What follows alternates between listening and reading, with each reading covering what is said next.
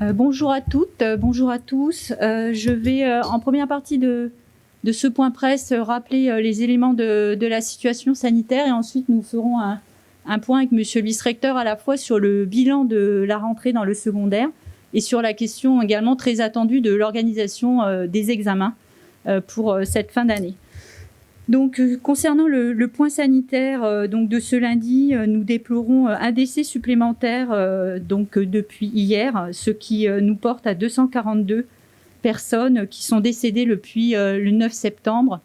Donc, je voudrais encore à cette occasion avoir une pensée particulière pour les familles de ces personnes qui sont décédées, leurs amis, leurs collègues, puisque à force d'égrener les chiffres, je pense que il faut quand même bien rappeler derrière ces chiffres toutes les personnes qui sont concernées et elles ont une pensée particulière, bien sûr, de notre part.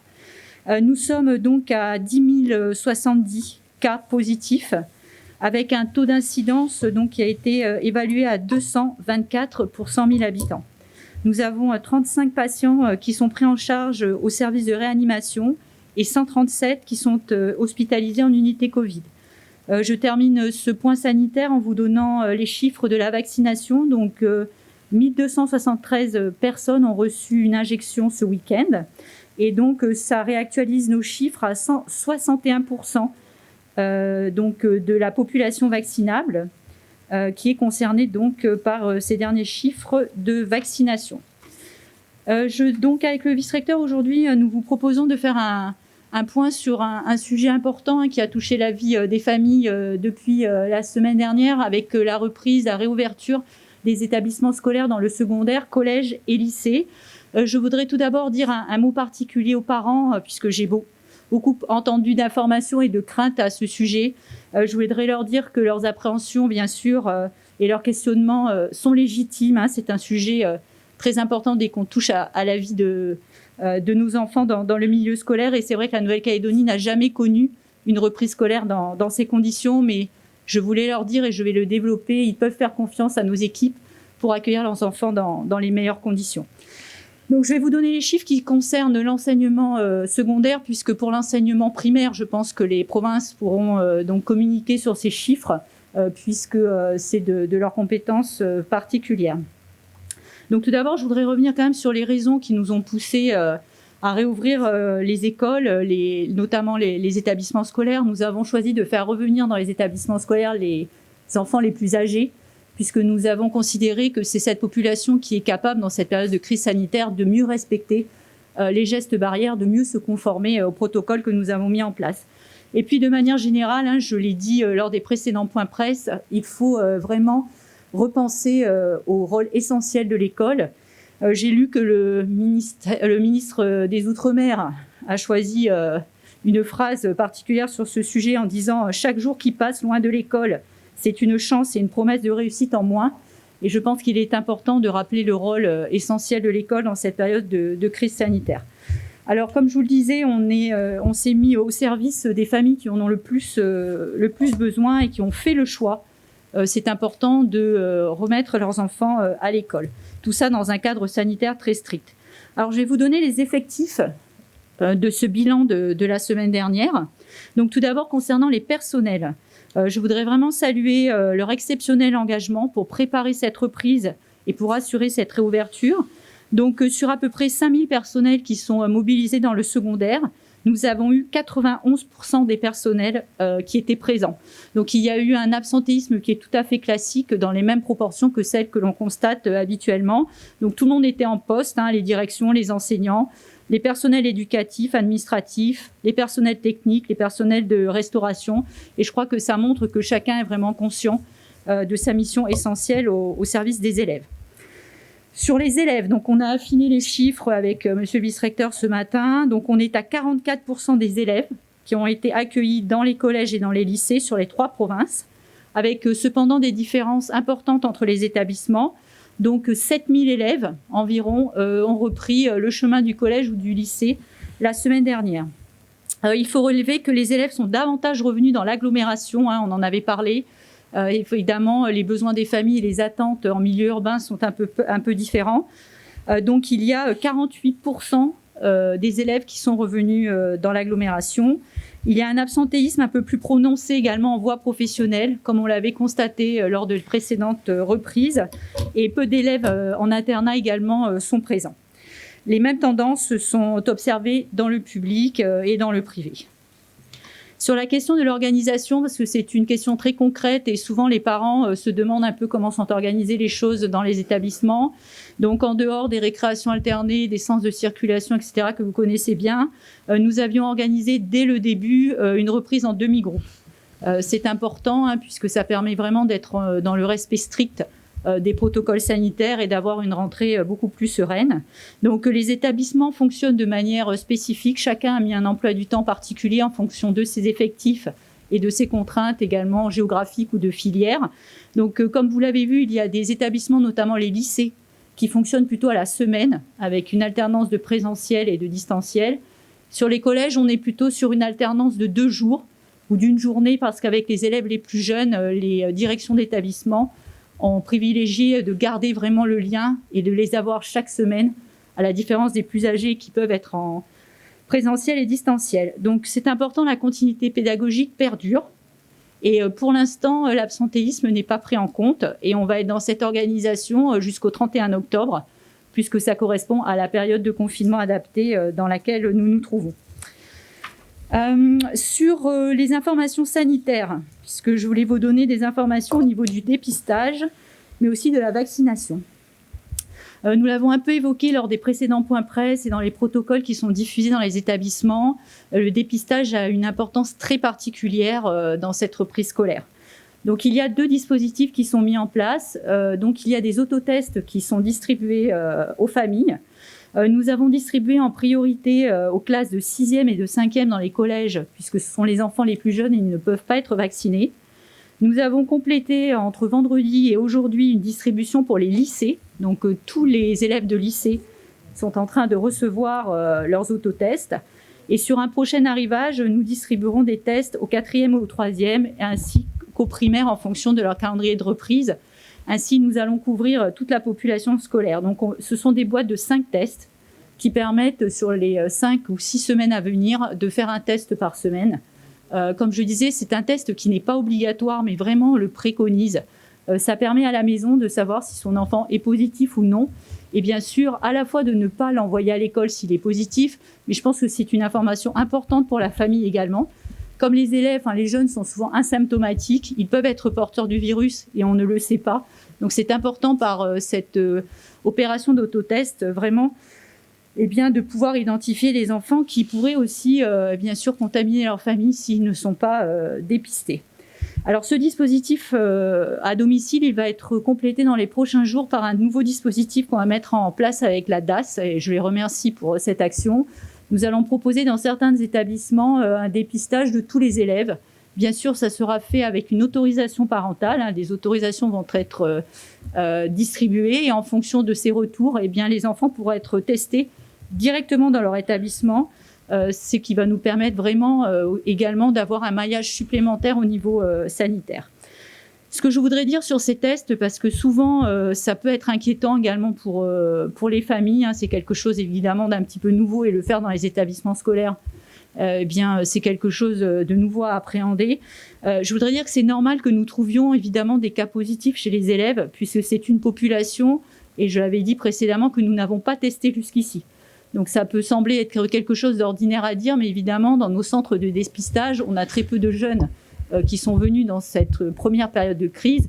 Donc on va pouvoir, et c'est un avantage également, quand ils viennent en milieu scolaire, pouvoir, comme je vous le disais, les dépister s'ils n'ont pas été, ça n'a pas été fait par ailleurs. Donc je vais vous donner quelques chiffres pour finir sur cette question des tests. Nous allons distribuer dans les prochaines semaines 365 000 tests environ, donc les autotests pour réaliser ces opérations au niveau des familles. Et nous en avons déjà distribué à peu près 185 000.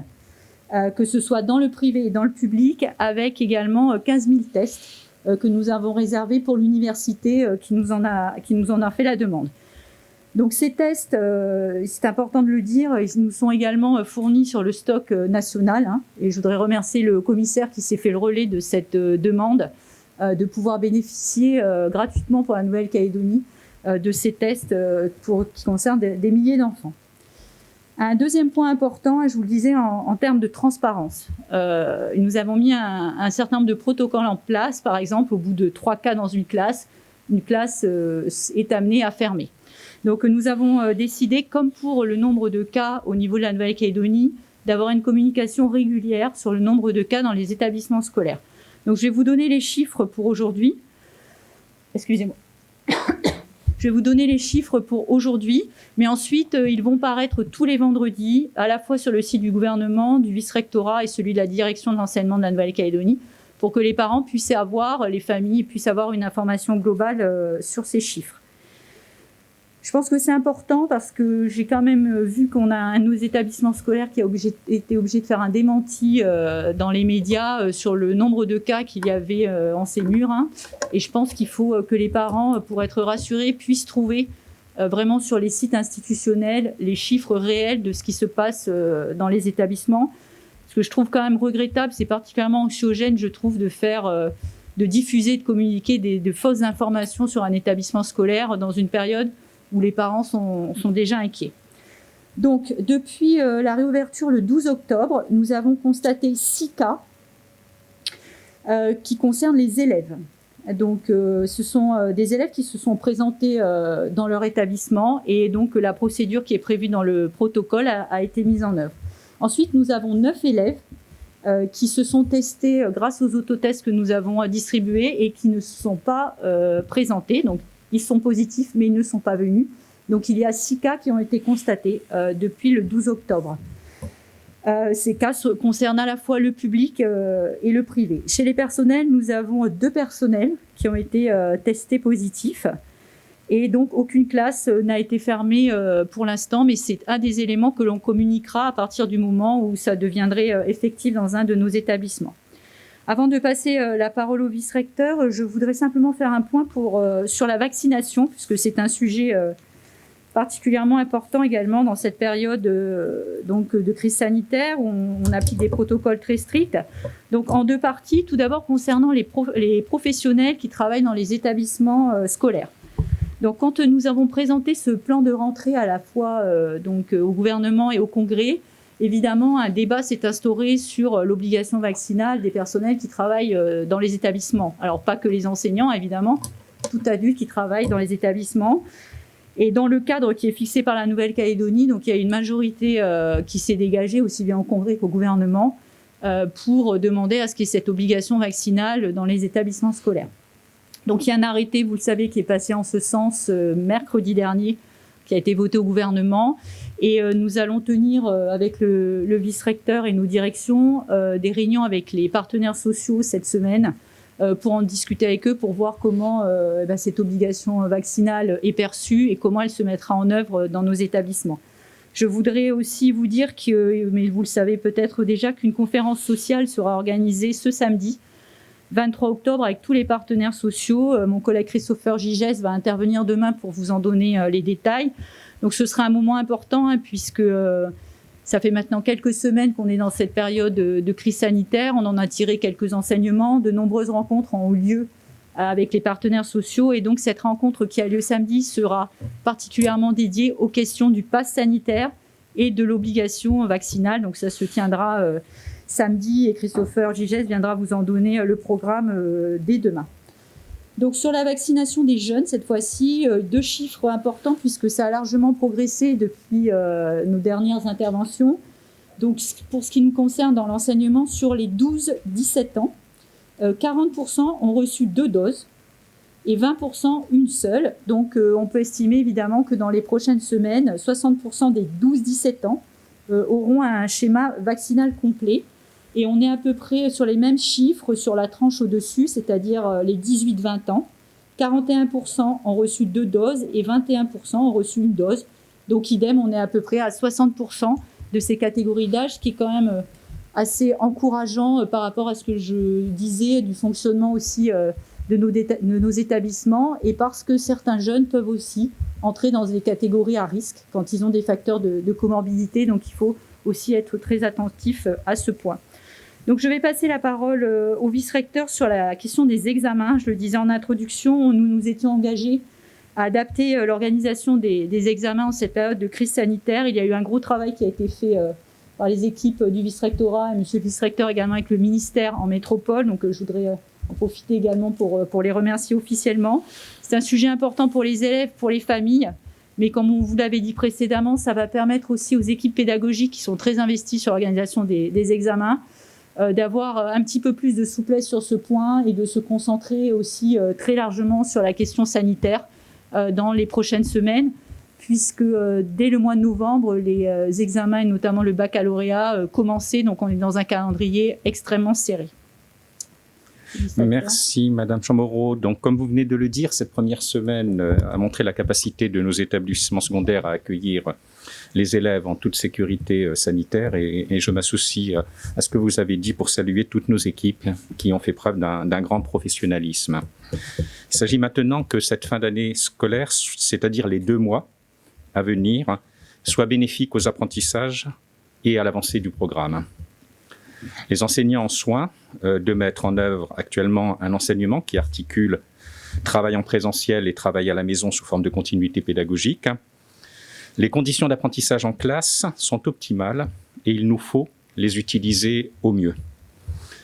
Le principe n'est pas de courir après le temps, de finir à marche forcée le programme, mais bien d'assurer une formation de la meilleure qualité possible compte tenu des contraintes sanitaires. Pour chaque niveau de classe, il nous appartient d'asseoir les compétences, préparant bien à la poursuite de scolarité.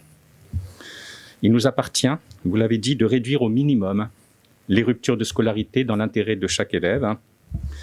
Et compte tenu de la gestion de la crise sanitaire en Nouvelle-Calédonie, nous avons l'opportunité de pouvoir le faire. Alors j'en viens précisément aux examens. Nous avons recherché, en lien avec le ministère de l'Éducation nationale et celui de l'enseignement supérieur, les conditions les meilleures de délivrance des diplômes. Le principe a été de trouver un équilibre entre bienveillance et qualité de la certification. L'équilibre a été trouvé en appréciant le travail et les acquis des élèves au travers du contrôle continu. Il a ainsi été décidé d'annuler toutes les épreuves ponctuelles, écrites, orales et pratiques de la session normale de décembre 2021 et d'évaluer chacune d'elles à partir des évaluations menées en continu pendant toute l'année 2021, y compris au cours des semaines à venir. Finalement, nous adoptons en 2021, pour la Nouvelle-Calédonie, les dispositions qui étaient en vigueur en métropole lors de la session 2020, considérant que nous subissons à contretemps la crise sanitaire. Plus précisément, pour le bac général et technologique, cela signifie que les épreuves anticipées de français de la classe de première, écrite et orale, ainsi que celles de philosophie en terminale, seront remplacées par le contrôle continu. Le grand oral de terminale est quant à lui annulé et il est neutralisé dans les coefficients. L'oral de rattrapage, en revanche, sera bien organisé mi-décembre selon le calendrier initial. Pour les examens professionnels et les BTS, les épreuves ponctuelles, écrites, orales et pratiques seront elles aussi annulées et évaluées à partir du contrôle continu. Il en sera de même des contrôles en cours de formation qui n'auront pas été accomplis d'ici la fin de l'année 2021. L'oral de rattrapage du bac professionnel sera organisé mi-décembre selon le calendrier initial. En revanche, la session exceptionnelle de rattrapage qui avait été annoncée pour les BTS et qui allait de pair avec l'organisation d'épreuves écrites et pratiques n'aura pas lieu. Mais sur décision du jury, certains étudiants pourront être autorisés à se présenter à nouveau à la session de remplacement en février 2022. Enfin, Pour le diplôme national du brevet, les 4 épreuves écrites sont remplacées par du contrôle continu et l'épreuve orale de soutenance est annulée et neutralisée dans les coefficients. Pour terminer, je précise que les candidats individuels, c'est-à-dire ceux qui s'inscrivent aux examens sans se préparer dans un centre de formation, seront renvoyés à la session de février 2022. Comme vous pouvez le constater, toutes ces mesures concourent à avoir une fin d'année scolaire la plus profitable possible à la formation des élèves et des étudiants. Elles sont de nature à rassurer tout le monde, élèves, parents, professeurs, et surtout à valoriser ceux qui s'engageront jusqu'au bout dans leur scolarité pour préparer leur diplôme ou le passage dans la classe supérieure. C'est donc une fin d'année frappée du double sceau de la sérénité et de la qualité. Merci, Monsieur le Vice-Recteur. Je pense que la dernière partie de votre intervention est très importante. Je l'ai dit précédemment, il y a une tolérance sur la question de l'absentéisme actuellement, puisqu'il est tout à fait normal que les familles prennent leur temps également pour observer la manière dont les choses se déroulent et envoyer leurs enfants progressivement. Mais j'en appelle vraiment aux familles, aux élèves qui sont concernés par les classes à examen, à reprendre le plus rapidement le chemin de leur établissement, puisque, je l'ai dit précédemment, le contrôle continu, c'est une adaptation, mais ce n'est pas non plus une baguette magique. C'est-à-dire il faut aussi qu'il y ait des notes qui soient prises en compte dans ce contrôle continu. Donc c'est important aussi de revenir pour nos élèves concernés, notamment les troisièmes et les terminales, pour pouvoir avoir, et les premières, pour pouvoir avoir aussi une fin d'année la plus sereine possible sur ces sujets. Voilà, nous sommes à votre disposition si vous avez des questions. Bonjour, Virginie Grison, DNC. Cette question s'adresse à Monsieur Rosaire. L'année a été un peu morcelée. J'imagine que pour les enseignants, c'est pas non plus facile de faire du contrôle continu. Vous l'avez noté, Madame Chamorro. Alors, est-ce qu'il y a eu des consignes données aux enseignants, justement, pour permettre d'évaluer le niveau des élèves par rapport aux examens? Oui, une note rédigée par les corps d'inspection a été adressée aux enseignants pour leur donner quelques conseils, précisément pour aborder l'évaluation des élèves dans cette fin d'année scolaire, compte tenu de la situation de reprise. Bonjour Gilles Mudage, Radio Rythme Bleu. Madame Chamorro, on sait qu'un certain nombre d'orthophonistes se sont inquiétés de voir des enfants de 6 ans porter un masque. Est-ce que vous avez quelque chose à dire là-dessus? Oui, donc la question du masque, c'est ce que je disais un petit peu en introduction sur finalement les conditions très particulières de cette rentrée et les appréhensions légitimes que peuvent avoir les parents sur ces sujets. Donc nous avons longuement discuté avec le corps médical sur cette question du masque dès l'âge de 6 ans. Alors pourquoi cette décision a été prise, notamment sur le plan sanitaire, c'est-à-dire que ce sont des enfants qui ne sont pas vaccinés, puisqu'ils ne peuvent pas l'être, ils sont souvent asymptomatiques. Donc les médecins avec lesquels nous avons travaillé nous ont vraiment conseillé qu'en période de circulation du virus, le masque puisse être porté à partir de 6 ans. Évidemment, il n'est pas porté en maternelle, puisque là, c'est utopique de penser que les enfants puissent le porter. Sur les inquiétudes, et elles sont légitimes, il y a plusieurs études qui ont été faites sur le sujet. D'ailleurs, les orthophonistes qui m'ont écrit font référence à ces études, parce que c'est vrai qu'en métropole, après plus de 12 mois à avoir porté le masque de manière plus ou moins consécutive, eh bien, il y a bien sûr des désavantages, et notamment pour les enfants les plus jeunes, sur la question de l'acquisition du langage, etc. Donc nous, on est très très attentifs à la situation sanitaire, c'est-à-dire que vu que le virus circule en Nouvelle-Calédonie, il faut qu'on puisse avoir cette protection au niveau du masque. La deuxième chose, c'est comme on le disait avec le vice-recteur, nous sommes à 5 semaines, 6 semaines maximum de la fin de l'année, par rapport au fait que l'année se termine le 10 décembre. Donc nos enfants qui portent le masque ne seront pas affectés comme ça a pu l'être sur une très grande durée en métropole. On a prévu aussi pour un certain nombre de nos enseignants et nos enfants en situation de handicap des masques qu'on appelle inclusifs avec un bandeau transparent, justement pour éviter ces problématiques. Donc je comprends les appréhensions, mais en même temps, nous, il faut qu'on trouve un juste équilibre entre les préconisations sanitaires et une période, je l'espère, qui durera le moins possible. J'espère qu'à la rentrée 2022, nous ne serons plus dans ces contraintes particulières. Oui, bonjour, Gilles Capré, les Nouvelles-Calédoniennes. Une question à propos du port du masque à l'école. On sait qu'il est difficile, même pour un adulte, de conserver son masque tout au long de la journée. Est-ce que les élèves sont autorisés, à un moment de la journée, à enlever le masque pendant les récréations, par exemple ? Alors, normalement, le masque, comme je le disais, en période de circulation du virus, il est préconisé qu'il soit porté à l'intérieur et à l'extérieur. Ce sont les mesures les plus strictes au niveau sanitaire. Vous avez vu qu'en métropole, quand ça s'est progressivement amélioré, les enfants ne l'ont plus porté à l'extérieur, puis ne l'ont plus porté du tout. Je crois que c'est dans 45 ou 47 départements actuellement où il n'est plus porté. Donc, c'est vraiment un soulagement pour les enfants et pour les équipes. Donc, bien sûr, il y a la règle, il y a le protocole, et puis ensuite, il y a la bienveillance. C'est-à-dire que les enseignants sont des professionnels, ils connaissent très bien leurs élèves, ils savent très bien organiser les choses. Donc, si un enfant, pendant le cours ou pendant, je parle des plus petits, particulièrement puisque les grands, ça se passe plutôt bien, ou pendant la récréation, souhaite enlever son masque, et ça s'organise avec les enseignants et il y aura bien sûr de la bienveillance.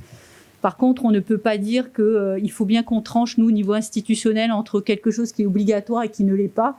Sinon, il n'y a pas de message tenable, ni pour nos directions, ni compréhensible également pour les familles. Mais bien sûr, de la bienveillance au quotidien dans l'application des protocoles.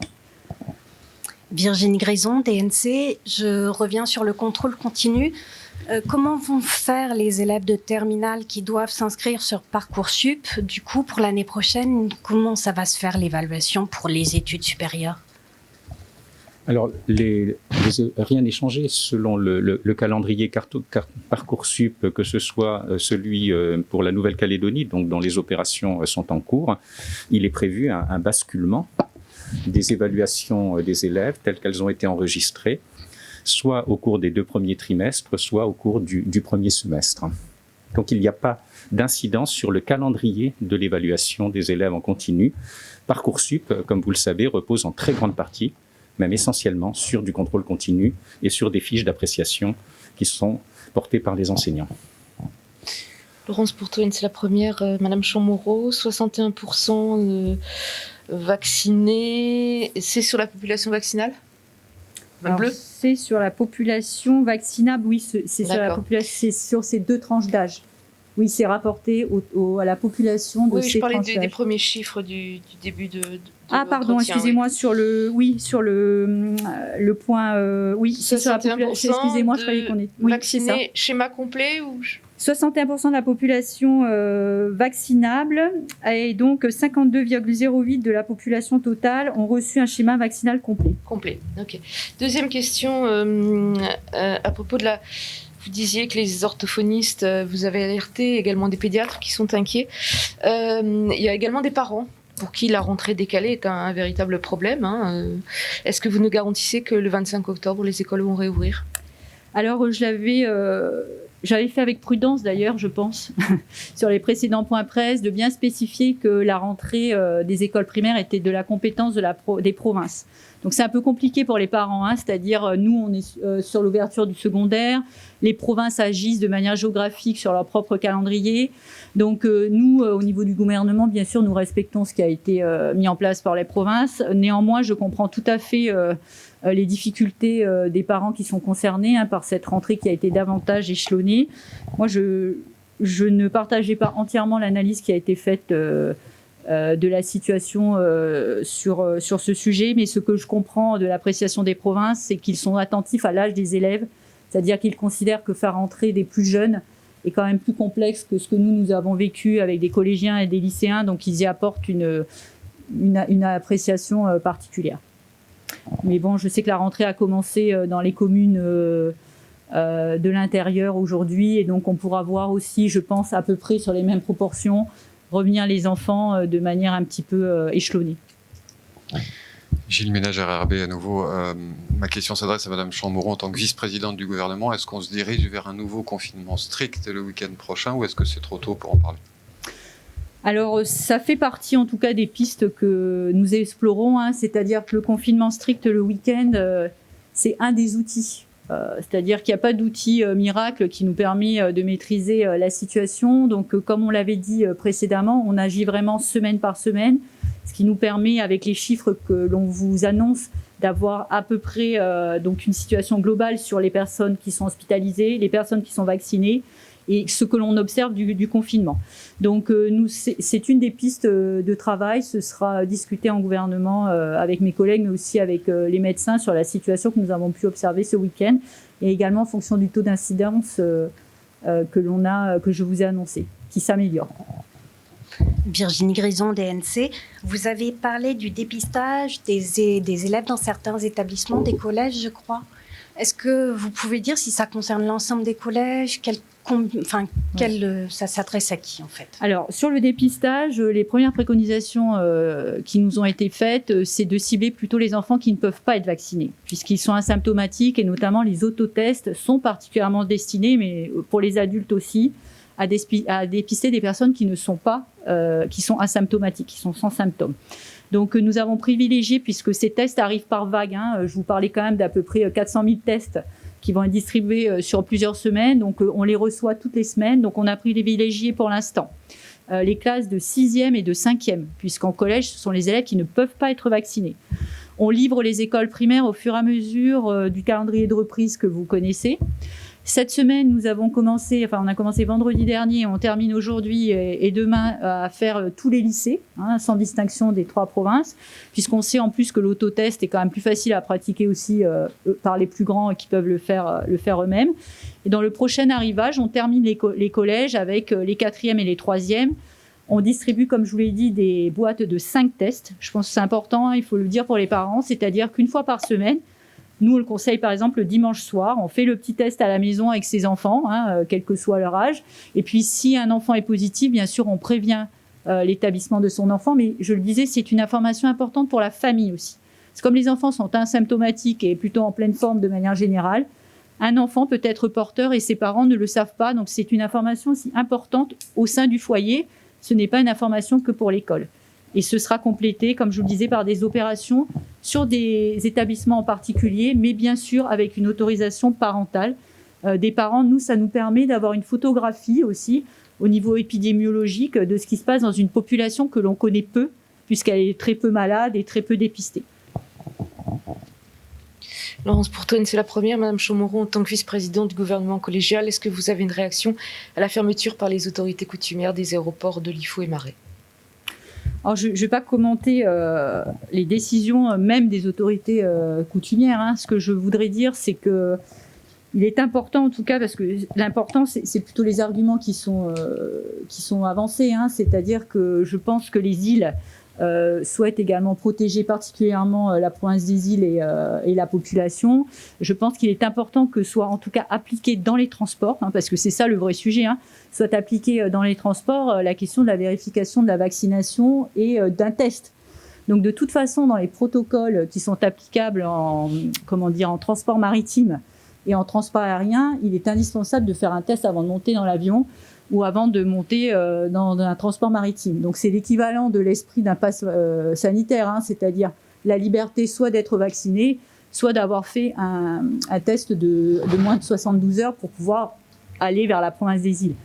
Donc je le déplore parce que ça bloque des gens aux îles, ça bloque des gens sur la Grande Terre, c'est jamais un signal très positif. Mais je pense qu'il faut quand même que très rapidement, dans les prochains jours, il y ait un éclaircissement de ces modalités. Madame Chaumoreau, Gilles Ménage, RRB à nouveau, qu'est-ce qui se passera le 1er novembre pour les enseignants qui ne sont pas vaccinés? Alors, ce que je vous disais, c'est qu'on est quand même dans une réflexion globale. Mon collègue Christopher Gigès viendra demain pour vous expliquer comment va être organisée cette conférence sociale qui a lieu samedi prochain. Elle a une importance toute particulière, c'est-à-dire que l'obligation vaccinale a été votée juste avant d'ailleurs que le virus se déclare en Nouvelle-Calédonie. Maintenant, nous avons un certain recul sur la situation. Donc, on peut analyser les professions qui se sont fait vacciner ou pas. On peut aussi voir la réaction dans certains milieux professionnels, au niveau des syndicats, des chefs d'entreprise, etc., et de la population en général. Donc, c'est un sujet qui va être abordé très largement samedi. Obligation vaccinale et passe sanitaire, pour voir comment, avec les objectifs que nous, on a en tant que responsables politiques, c'est-à-dire qu'on n'est pas dans des décisions individuelles, on doit prendre des décisions qui permettent à la collectivité globalement de fonctionner. Donc comment, avec ces objectifs, on les combine avec les contraintes sur le terrain, ça va être l'objet des discussions. Nous, pour les enseignants, comme je vous le disais, ça va être en 2 phases. On va en discuter avec les partenaires sociaux. Donc cette semaine, on a plusieurs réunions qui vont être menées.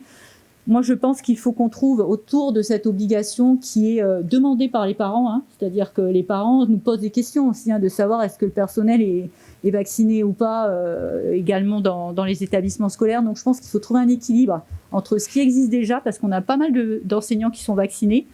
Dans les autres catégories, on a une visibilité qui est un peu moins précise. Donc voir un petit peu avec les partenaires sociaux comment ça va se mettre en œuvre, avec la question très importante du test également. Donc on est sur la vaccination, test. Il faut que nous, on trouve un bon équilibre pour finir cette année dans les meilleures conditions dans les établissements scolaires. L'objet, c'est pas la sanction, hein. L'objet, c'est comment, à partir du moment où on a fixé un cadre au niveau législatif, on trouve un fonctionnement après dans les établissements avec les personnes, nous, enfin je parle de notre secteur, qui sont concernées. Laurence, pour toi, une c'est première, mais pour rebondir sur vos propos, j'imagine que vous avez déjà une idée des taux de vaccination de vos personnels, enseignants et autres. Alors, comme ils n'étaient pas dans les catégories qui sont réglementées, on ne peut pas demander précisément à quelqu'un obligatoirement de nous faire part de son statut vaccinal. Donc, on a procédé par des sondages. Les provinces ont fait de même et on est arrivé un petit peu sur les mêmes conclusions. Je vous les avais données. On était à peu près à 65% de nos personnels enseignants qui étaient vaccinés. Alors ça date un peu, hein, j'espère que ce chiffre a évolué. Après, on avait des moindres taux de vaccination qui nous avaient été communiqués par les communes sur leur personnel communal, et une école ne peut pas fonctionner sans la cantine, sans l'aide maternelle, etc. Donc c'est un ensemble, c'est pourquoi les élus ont mentionné l'ensemble des personnels des établissements scolaires dans l'arrêté. Gilles Capré, les Nouvelles-Calédoniennes. Une question pour vous, Madame Chamorro. Le ministre des Outre-mer, Sébastien Lecornu, a évoqué la levée des motifs impérieux pour voyager. Où en est le gouvernement sur cette question? Est-ce que le sujet a été abordé? Alors, il n'y a pas de décision qui a été prise sur ce sujet. Vous en auriez été informé, mais c'est un sujet qui est en réflexion. Ça a été également, mes collègues l'ont déclaré également, notamment chargé du transport, mais également le président. Donc, dans les prochains jours, c'est un sujet qui sera abordé en tenant compte des contraintes sanitaires. Mais je pense qu'effectivement, il faut qu'on décide rapidement sur ce sujet, puisque, étant donné que le virus est présent en Nouvelle-Calédonie, on n'est plus dans la même approche de notre sas sanitaire. Donc maintenant, à voir quelles sont les décisions qu'on peut prendre dans les meilleurs délais afin de retrouver progressivement, mais en préservant aussi ce qui se passe au niveau sanitaire en Nouvelle-Calédonie, un fonctionnement le plus normal possible. Je vous remercie pour vos questions et je remercie les Calédoniennes et les Calédoniens pour leur écoute pour ce point presse. Merci.